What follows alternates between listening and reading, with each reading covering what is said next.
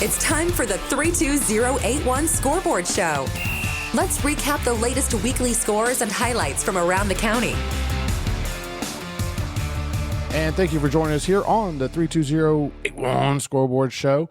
And I'm excited to have Billy the Bull joining us, and he's actually remote at an event right now representing Luke's High Fives. And Billy, you're out near Wilson's Children's Hospital making dreams come true for some kids that aren't as fortunate as the kids are on the field, and you're out there with about 30 football players. Can you tell me what's going on? Because it's really cool what the Toros are doing. Yeah, it's pretty awesome. I mean, we had the Friday Night Lights against Nease last night, and we've got a great turnout of the boys here with the team at an event. It's a drive-through trunk or treat for the kids with dreams come true, and we're representing Luke's High Fives. But we have over 80 vendors here, or 80 cars that have their trunks open. People are dressed up, the kids, because it's what these kids have is they have autoimmune, severe illnesses, and they're not able to actually walk through, so they're able to drive through, and we're able to give them treats. And seeing the smiles on these kids' faces, it's humbling for these kids to be out here.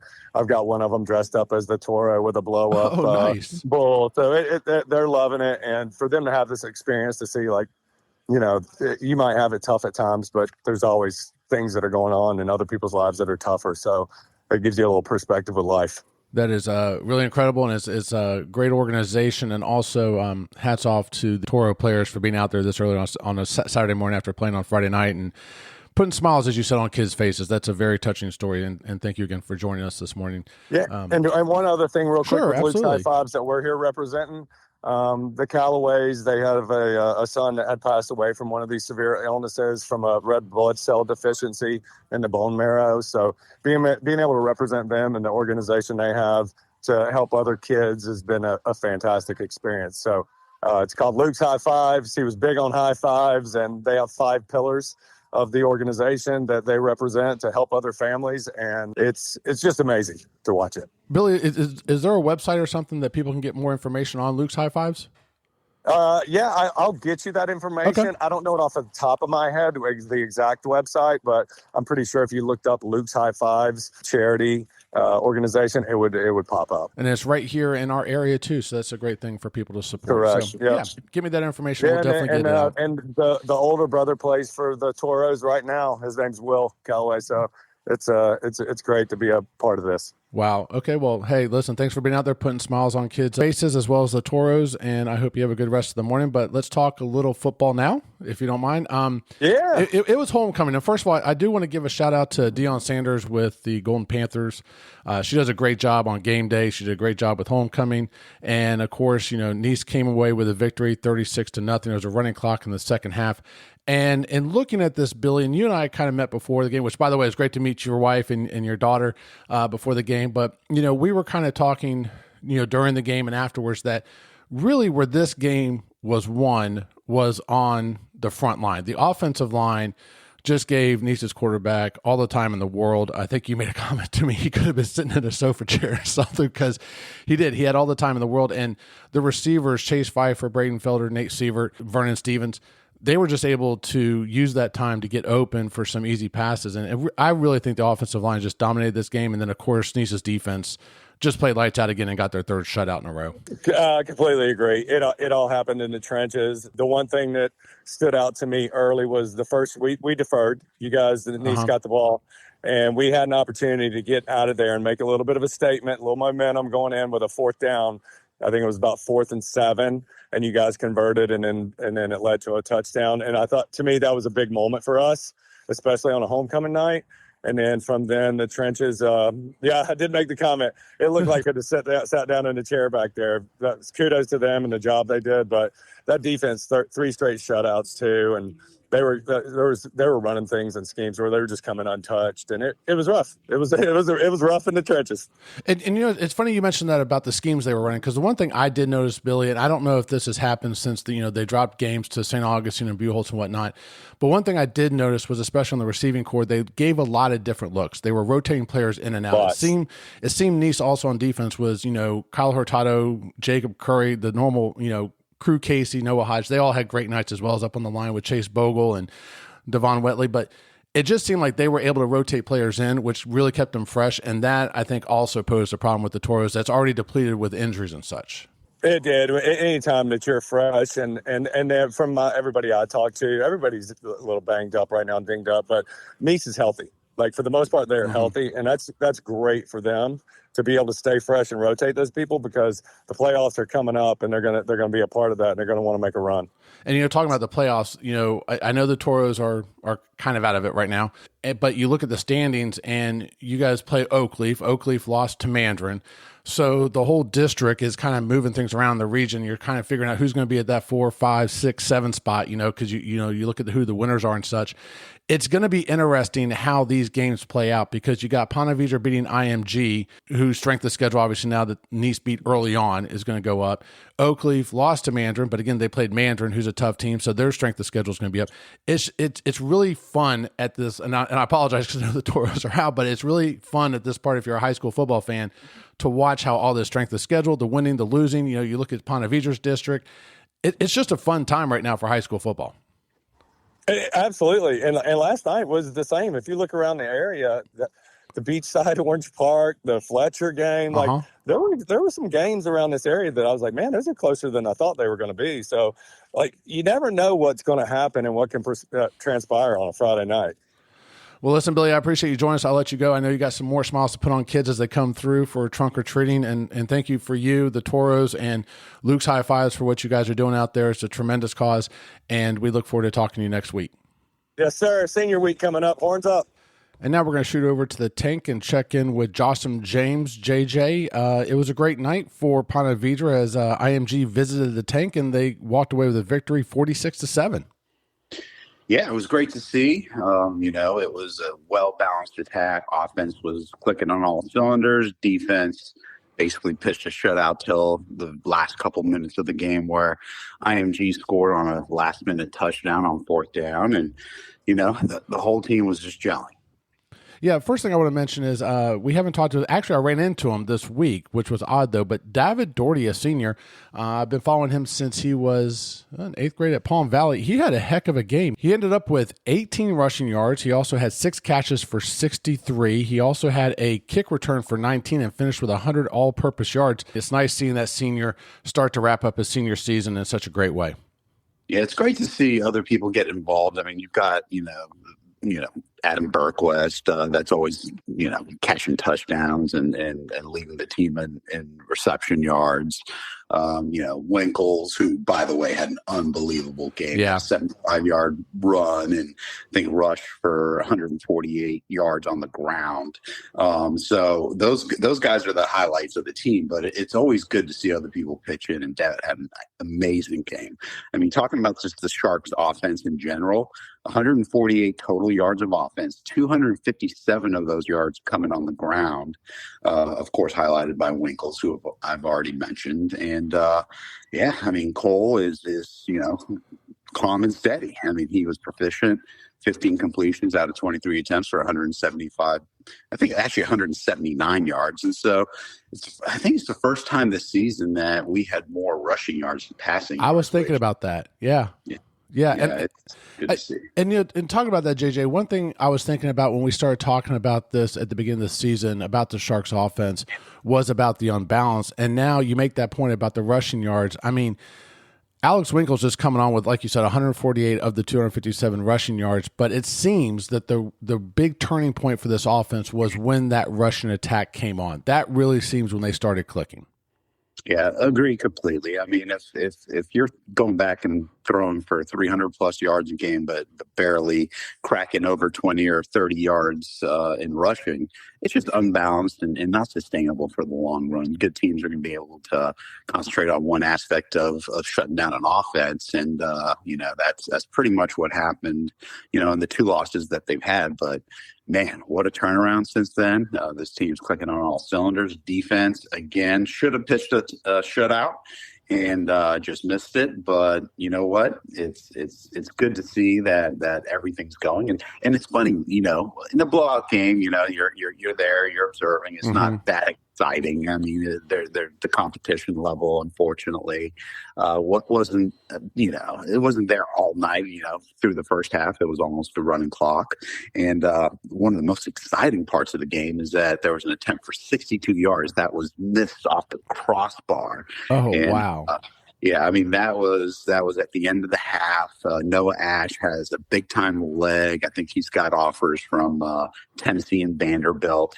And man, that was exciting to see. Unfortunately, he missed it, but it just shows that there's this team has a lot of superstars in different areas that can really make a deep run in the playoffs if they continue on this pace. Yeah, Noah Ash finished 5 of 5 on extra points, and he missed that one field goal, but he had another one, so he had a fantastic night. And let's just wrap up talking about the defense, because the defense, like you said, had a heck of a night. With Talon Babin finished with 2.5 sacks. He actually combined with J.P. Dolan on 1, and then Reese Beck had 1, so they had a total of 4. But then also, when you look at the pass defenses, this is what's impressive also. Finn Day had 3, Kegley had 1, Houseman had 2, Butts had 1. 7 pass defenses, just really hurting IMG in their ability to get that passing game going. This defense is playing lights out right now. That's right. And so they could not establish a running game. And so they had to go to the pass once they realized that they weren't going to be able to get past our linebackers in the run and our defensive line. And man, talk about a good secondary. I mean, they were breaking on balls. I'll tell you, of those pass defense, I think 3 or 4 were dropped interceptions. And it could have been a lot worse for IMG. It's just, little things here and there kind of kept them from being a complete blowout. And when I say complete blowout, I mean losing by 60 or 70, just because the ball just, bounced the wrong way. But yeah, defense is on point. Offense is on point. Everything's just rolling in the right direction for a good matchup at the last game of the season coming up here shortly. Yeah, and that next matchup is against Creekside, where the East Side boys are going to try to keep it a perfect season against the West Side boys over there against US1 and bring back a victory. So Ponte Vedra and Nease stay victorious over the West Side. The other thing, too, is they're sitting and waiting. Now they're just watching. They almost probably had a big upset happen with Orange Park and Beachside. That came very close. I know they were probably pulling for Orange Park there. But this district race is going down to the last game, so it's going to be a very interesting, I guess I should say, week and a half, because the regular season finishes this week, but then Beachside has to make up that very important game against Fleming Island. All right, JJ, well, thank you so much for joining us today. Appreciate it. I hope you have a great Sunday as we're recording this on Sunday, and we will talk to you following the Creekside game. Sounds good. Have a good weekend. And now join us, as always, you got to love them, the one, the only, the man, the myth, the legend, Cooter Mike. How are things going, man? How you doing, Todd? I was a little worried about your blood pressure Friday night. I got to tell you. I was a little worried there. I don't blood pressure medicine yet, but it may come. So, Mike, it looks like you guys had another thrilling one, but you ended up on the side of the victory this past Friday night and head into a game with Nease. But what happened over there at Orange Park? There was a lot of different things. It was a slow first half for both teams, offense and defense. It was 7-7 at halftime. And then both teams woke up the second half, and it was a shootout, 31-28. We were up with 2 minutes to go in the game by 10, and they scored a late touchdown. But it was a battle. Orange Park came to play Friday night. Orange Park seems to kind of turned it on in the last couple of weeks with some of these teams, like out of nowhere. They don't seem to be the same team that Ponte Vedra played weeks ago. Yep. They got Coach Parker over there from Bartram Trail High School. He's over there. He's firing up the troops. It was a great game, a great team, great win. All our wins this year has been coming down to the last drive. It seems like 5 out of 6 wins. So, well, the win actually did some stuff. 5A, and this is where I'm going with this. The win really just helped you guys out, obviously, but with everything else going on, it's just a hodgepodge over there, except for at the top, because at last week's rankings release, which is Tuesdays, we're recording this on Monday, so new rankings will come out tomorrow, but I have the updated win-loss record. Right now, you are sitting at Mayland at 1, Ponte Vedra at 2, Mosley, and then Milton rounded out the top 4. After that, you guys sat at 5, and you're now 6-2. Middleburg was sitting at 6, but now they're 6-2 as well because they dropped to Fleming Island, who you have to play next week. Then you had Lincoln and Niceville followed up by Fleming Island. So this again, you've said it before that they took 4 last year from your area, now your district region. It's looking like it could be that again, but now all of a sudden these last couple games are extremely important. Yeah, they are. That Middleburg loss, we were second in our region and dropped to 5th. Hopefully we can move up a spot or two and get a home game. But these 2 games, Nease has a pretty good strength of schedule. We need to come out and win that. But the big thing, we need to beat Fleming Island next Tuesday to be district champs. So that'll elevate us up in the rankings. So the Fleming Island game is a real key game. And that football 5 days. And that would put you hosting a game as well by winning the district. Correct. So, it will. Yeah, and it looks like, and after that, it looks like it could be Ponte Vedra possibly hosting one also, but it depends on how that 1 through 4 fills out. And then, as you said, Nease on the other side, going into Friday night's games, again, these are last week's rankings, they were 5th behind Buchholz at 1, Pace, Mandarin, and Oakley. So if the season had finished last week, they would have been traveling to Oakleaf, and then they're followed by Evans, Oviedo, and Crestview. So their game against you is obviously very important to help them go to hopefully 8-2, and at very least hold on to the number 5 spot. So it's going to be interesting to see what happens over there in 6A Region 1 as well. Also, speaking of that Nease game, Mike, I got to tell you, it's going to be Nease's senior night, but how fitting is it? Because I don't think a lot of people know how many of these boys played together, starting back when they were 7, 8 years old over at Creeks Outlaws Pop Warner football. You know, you got Marco Lanza, Jacob Curry, Drew Watson, Nate Sievert, Derek Hardy, Maddox Hunstead. I mean, also Mike Fay is going to be in the crowd. He was a coach over there at Creeks Outlaws. And then also you have the quarterbacks, Derek Hardy and Eddie Jordan. They met each other, I think, back in 8th grade when they were training at 6 Points. So they've known each other.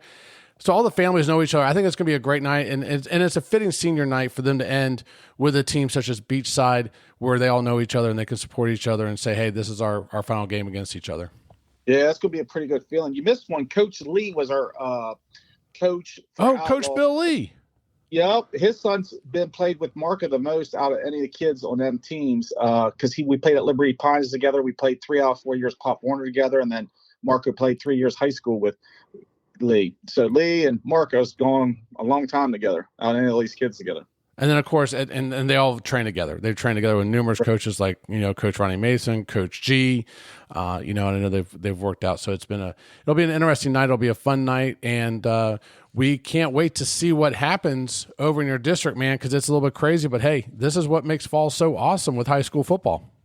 I know. And it's crazy that we can't play on Halloween night, but I think why nobody would have been there.